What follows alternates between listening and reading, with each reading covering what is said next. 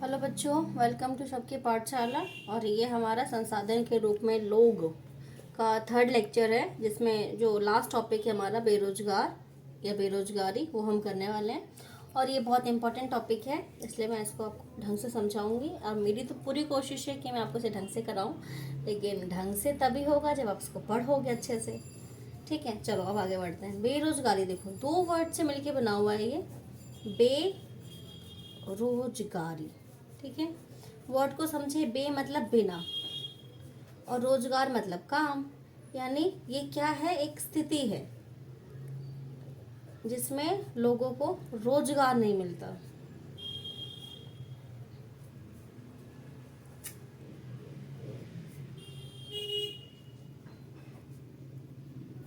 अब रोजगार मतलब ऑब्वियसली बात है, काम है। तो अगर हम सबसे पहले समझे तो बेरोजगारी है क्या। तो अगर मैं आपको बेरोजगारी की एक डेफिनेशन दूं प्रॉपर, तो वो अब आप लिख लेना।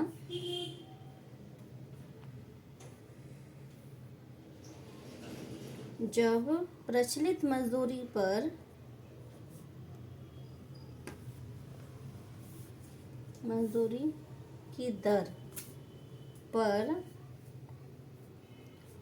काम करने के लिए इच्छुक लोगों को रोजगार नहीं मिल पाता है। ठीक है, अब यहाँ पर आपको दो चीज़ याद रखना है। फर्स्ट, प्रचलित मजदूरी दर। ठीक है, एंड सेकंड है आपका इच्छुक वर्ड। मतलब जो व्यक्ति है वो प्रचलित मजदूरी दर पर काम करना चाहता है, और काम करने के लिए इच्छुक भी है, और काम करने के योग्य भी है। ठीक है, और इन तीनों कंडीशंस को वो सेटिस्फाई कर रहा है, बट फिर भी उसको काम नहीं मिलता। तो इसी को हम क्या बोलेंगे, बेरोजगारी। ठीक है, आई होप आपको समझ आ गया हो। अब देखो, हम यहाँ पर एग्जाम्पल लेते हैं। ये ए है, ये है बी आपका। ठीक है, अब जो ए है ये योग्य भी है, ठीक है, इच्छुक भी है, और प्रचलित मजदूरी दर पर काम भी करना चाहता है।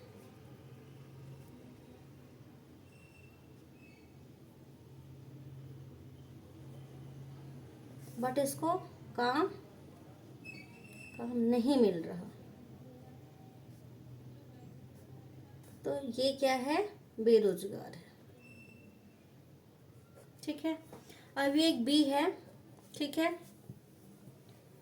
मान लीजिए जो योग्यता है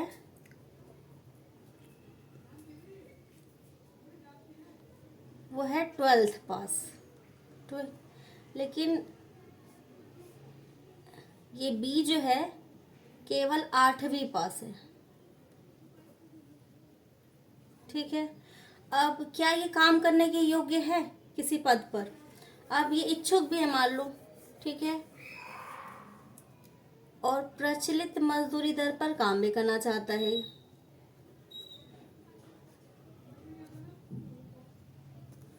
तो हम ऐसे में क्या बोलेंगे, ये किसी एक पर्टिकुलर काम के लिए ये योग्य नहीं है, तो इसको हम बेरोजगारी की गिनती में नहीं ले सकते। ठीक है, या आप एक और एग्जाम्पल ले सकते हो। मान लो ये आप बना लो सी।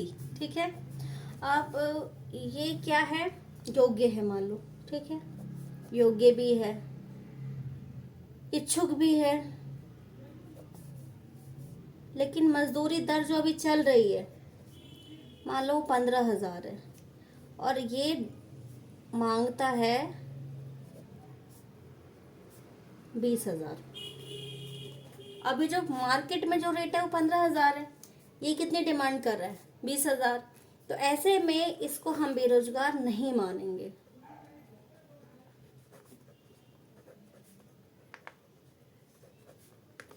क्योंकि काम इसको मिल रहा है, लेकिन ये खुद काम करना नहीं चाहता, क्योंकि इसकी डिमांड क्या है, 20,000 रुपये है। ठीक है, तो आपको ये चीज़ अच्छे से समझ आ जाना चाहिए। ठीक है बच्चों, चलो अब हम आगे पढ़ते हैं।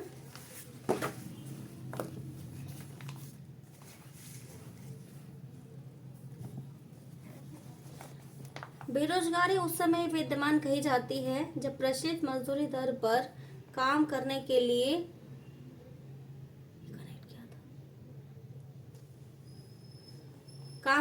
लिए इच्छुक लोग रोजगार नहीं पा सकते पा सकें। शीला की रुचि अपने घर के बाहर काम करने में नहीं है। जीतू और सीतू बहुत छोटे हैं और उनकी गिनती श्रम शक्ति की संख्या में नहीं हो सकती है। ना ही जीतू, सीतू और शीला को बेरोजगार कहा जाए। मतलब जो बच्चे या जो लोग 18 साल से नीचे हैं, सॉरी 14 साल से नीचे हैं, उनको हम बेरोजगार की गिनती में नहीं लेते हैं। और श्रम बल में जिन लोगों को शामिल किया जाता है उनकी उम्र क्या है, 15 वर्ष से 59 वर्ष, यानी 59 से ऊपर के लोगों को हम श्रम बल में शामिल नहीं करते और 15 साल से नीचे के लोगों को भी हम श्रम बल में शामिल नहीं करते। शकल के भाई और बहन इस आयु में नहीं आते, इसलिए उन्हें बेरोजगार नहीं कहा जा सकता है। शकल की माँ शीला परिवार के लिए काम करती है। वह अपने परिवार से बाहर जाकर पारिश्रमिक के रूप में काम करने की इच्छुक नहीं है। मतलब वो खुद ही काम नहीं करना चाहती है, तो इसलिए हम उसको भी बेरोजगार नहीं बोलेंगे। उसे भी बेरोजगार नहीं कहा जा सकता। शकल के दादा दादी और नाना नानी, जिनके यद्यपि इस कहानी में वर्णन नहीं है, उन्हें भी बेरोजगार नहीं कहा जा सकता, क्योंकि उनकी उम्र जो है वो 59 वर्ष से अधिक होगी। भारत के संदर्भ में ग्रामीण और शहरी क्षेत्रों में बेरोजगारी तथापि ग्रामीण और नगरीय क्षेत्रों में बेरोजगारी की प्रकृति में अंतर है। ग्रामीण क्षेत्रों में मौसमी और प्रच्छन्न बेरोजगारी पाई जाती है, जबकि शहरी क्षेत्रों में शिक्षित बेरोजगारी पाई जाती है। यानी कि 3 प्रकार की बेरोजगारी हम यहाँ पढ़ रहे हैं, मौसमी, प्रच्छन्न और शिक्षित बेरोजगारी। अब मौसमी बेरोजगारी जैसे नाम से पता चल रहा है, मतलब मौसम के हिसाब से होगा ये। जैसे आपको पता है जो कृषि है वो एक मौसमी क्रिया है, तो जब कृषि का सीजन होता है, मतलब जब खेतों में काम मिल रहा होता है, तो लोगों को समय रोजगार मिल जाता है। लेकिन जब कृषि का समय नहीं होता तो लोग बेरोजगार हो जाते हैं, इसलिए हम उसे क्या बोलते हैं, मौसमी क्रिया बोलते हैं। प्रच्छन्न बेरोजगारी इसे हम छिपी हुई बेरोजगारी भी बोलते हैं। अब ये कैसे होता है, प्रच्छन्न बेरोजगारी के अंतर्गत लोग नियोजित प्रतीत होते हैं, उनके पास भूखंड होता है जहां उन्हें काम मिलता है। ऐसा प्राय कृषिगत काम में लगे परिजनों में होता है। किसी काम में 5 लोग की आवश्यकता होती है, लेकिन उसे 8 लोग कर रहे होते हैं। इसमें 3 लोग अतिरिक्त हैं, ये तीनों इस खेत पर काम करते हैं जिस पर 5 लोग काम करते हैं। इन तीनों द्वारा किया गया अंशदान 5 लोगों द्वारा किए गए अंशदान में कोई बढ़ोतरी नहीं करता है। अगर तीनों लोगों को हटा दिया जाए तो खेती के उत्पादन में खेत की उत्पादकता में कोई कमी नहीं आएगी।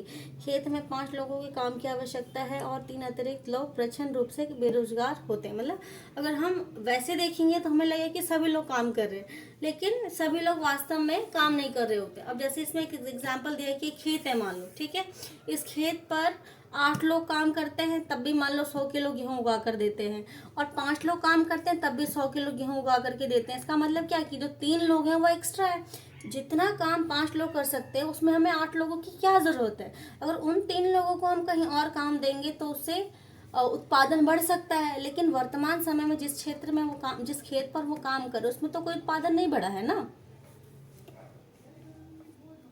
शहरी क्षेत्रों के मामले में शिक्षित बेरोजगारी एक सामान्य परिघटना बन गई है। मैट्रिक, स्नातक, स्नातकोत्तर, मतलब मैट्रिक 10th पास, ग्रेजुएट, पोस्ट ग्रेजुएट डिग्री धारक अनेक युवक रोजगार पाने में असमर्थ हैं। एक अध्ययन में यह बातें सामने आई हैं कि मैट्रिक की तुलना में स्नातक और स्नातकोत्तर पोस्ट ग्रेजुएट युवकों में बेरोजगारी अधिक तेजी से बढ़ी है। एक विरोधाभासी जनशक्ति स्थिति सामने आई है कि कुछ विशेष श्रेणियों में जनशक्ति के अति आधिक्य के साथ ही कुछ अन्य श्रेणी में जनशक्ति की कमी विद्यमान है। एक और तकनीकी अर्हता प्राप्त लोगों के बीच में बेरोजगारी है, तो दूसरी और आर्थिक समृद्धि के लिए आवश्यक तकनीक कौशल की में कमी है। मतलब देखो, अब मतलब जो एजुकेटेड लोग हैं उन्हें काम नहीं मिल रहा है और हमें तकनीक की भी ज़रूरत है। इसका मतलब क्या, कहीं ना कहीं तो कमी है ना भाई व्यवस्था में। बेरोजगारी से जनशक्ति संसाधन की बर्बादी होती है। जो लोग अर्थव्यवस्था के लिए परिसंपत्ति होते हैं, बेरोजगारी के कारण दायित्व में बदल जाते हैं और युवक में निराशा और हताशा की भावना होती है। लोगों के पास अपने परिवार का भरण पोषण करने के लिए पर्याप्त मुद्रा नहीं होती। शिक्षित लोगों के साथ जो काम करने में इच्छुक हैं और सार्थक रोजगार प्राप्त करने में समर्थ नहीं है, यह एक बड़ा सामाजिक अपव्यय है। मतलब जो बेरोजगारी है वो किसी भी देश के लिए एक बहुत बड़ी गंभीर समस्या है, क्योंकि इससे हमारा जो मानव शक्ति है, मानव पूंजी है, उसकी बर्बादी हो रही है। जिस मानव पूंजी का उपयोग हम देश के विकास के लिए कर सकते हैं, वो मानव पूंजी अभी व्यर्थ है, उसका कोई उपयोग नहीं हो पा रहा है। इसलिए बेरोजगारी क्या होती है? मानव शक्ति की बर्बादी होती है। बेरोजगारी से आर्थिक बोझ में वृद्धि होती है। कार्यरत जनसंख्या पर बेरोजगारी की निर्भरता बढ़ती है और किसी भी व्यक्ति और साथ ही साथ समाज के जीवन की गुणवत्ता पर बुरा प्रभाव पड़ता है। जब किसी परिवार को मात्र जीवन निर्वाह स्तर पर रहना पड़ता है तो उसके स्वास्थ्य स्तर में एक आम गिरावट आती है और स्कूल प्रणाली से अलगाव में वृद्धि होती है। इसलिए किसी अर्थव्यवस्था के समग्र विकास पर बेरोजगारी का अहितकर प्रभाव पड़ता है। बेरोजगारी में वृद्धि मंदीग्रस्त अर्थव्यवस्था का सूचक है। यानी जब भी देश में बेरोजगारी बढ़ती है तो समझो उस देश का जो विकास है वो रुका हुआ है, मतलब धीमे चल रहा है, अभी मंदी आई हुई है। यह संसाधनों की बर्बादी भी करता है जिन्हें उपयोगी ढंग से नियोजित किया जा सकता था। अगर लोगों को संसाधन के रूप में प्रयोग नहीं किया जा सके तो वह स्वाभाविक रूप से अर्थव्यवस्था के लिए दायित्व बन जाएंगे। ठीक है, यानी कि अगर मानव संसाधन का हम ठीक से उपयोग नहीं कर पाएंगे तो हमारे लिए क्या होगी? बोझ बन जाएगी और उससे मानव संसाधन की बर्बादी होगी। सांख्यिकी रूप से भारत में बेरोजगारी की दर निम्न है, मतलब बेरोजगारी कम है भारत में। बड़ी संख्या में निम्न आय और निम्न उत्पादकता वाले लोगों की गिनती नियोजित लोगों में की जाती है। वे पूरे वर्ष काम करते प्रतीत होते हैं, लेकिन उनकी क्षमता और आय के हिसाब से उनके लिए पर्याप्त नहीं है। वे काम तो कर रहे हैं पर ऐसा प्रतीत होता है कि वे काम उन पर थोपे हुए हैं, इसलिए शायद वे अपनी पसंद का कोई अन्य काम करना पसंद कर सकते हैं। गरीब लोग बेकार नहीं बैठ सकते, वे किसी न किसी काम में जुड़ जाना चाहते हैं, चाहे उससे कितनी भी कमाई हो। इस कमाई से वे किसी तरह जीवन निर्वाह कर पाते हैं। यानी कि इसमें एक बहुत बड़ी बात बोली, देखो बच्चों, कि जो गरीब लोग होते हैं, क्योंकि उनके सामने कोई ऑप्शन नहीं, वो इस चीज़ का इंतज़ार नहीं कर सकते कि जब उन्हें उनकी पसंद का काम मिलेगा तभी वो करेंगे, क्योंकि उन्हें पता है उन्हें अपना परिवार चलाना है, घर चलाना है, अपना जीवन जीना है आगे। तो इसलिए वो कोई ना कोई काम करते जिससे कि वो अपना जीवन चला सके। इसके अतिरिक्त प्राथमिक क्षेत्र में स्वरोजगार का एक विशेषता है। यद्यपि सभी लोगों की आवश्यकता नहीं होती, फिर भी पूरा परिवार खेतों में काम करता है और इस तरह कृषि क्षेत्र में प्रचंड बेरोजगारी होती है। अब स्वरोजगार का मतलब क्या है? लोग अपने मतलब जो अपना खुद का काम करते हैं, जैसे जो ठेला पे सब्जियां बेचते हैं, जिनकी दुकानें होती हैं, जो टेलर्स होते हैं, ये सब क्या है? स्वरोजगार, मतलब उन्होंने अपने रोजगार खुद उत्पन्न करा है।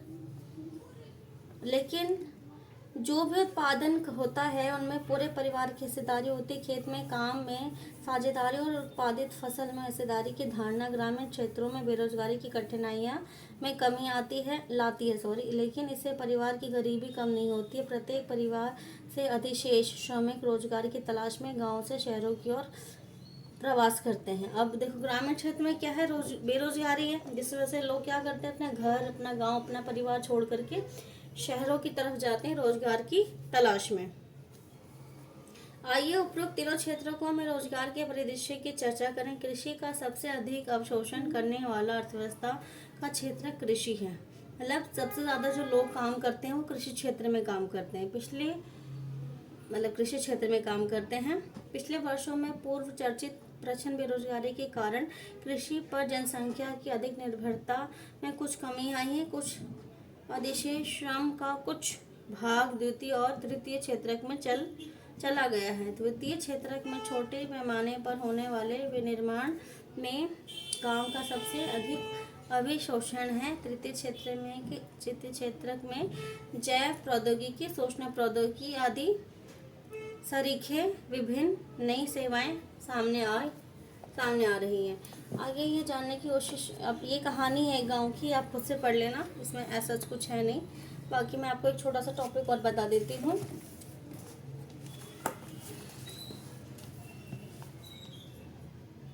अर्थव्यवस्था के क्षेत्र,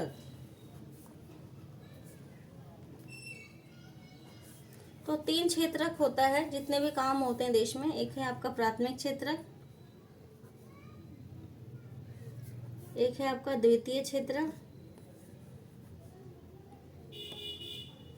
एक है आपका तृतीय क्षेत्रक।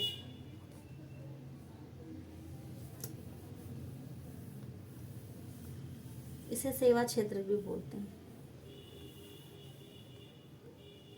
प्राथमिक क्षेत्रक में क्या, कृषि व संबंधित क्रियाएं।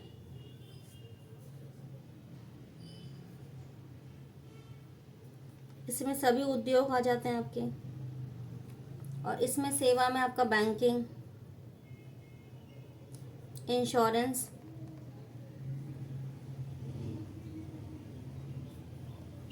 परिवहन आदि। ठीक है, तो ये आज आपका चैप्टर ख़त्म होता है finally.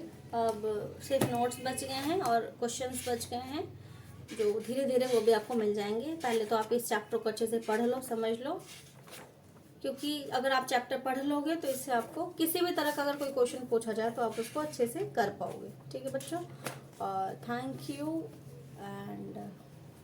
for watching, and do like, share and subscribe the channel for more videos.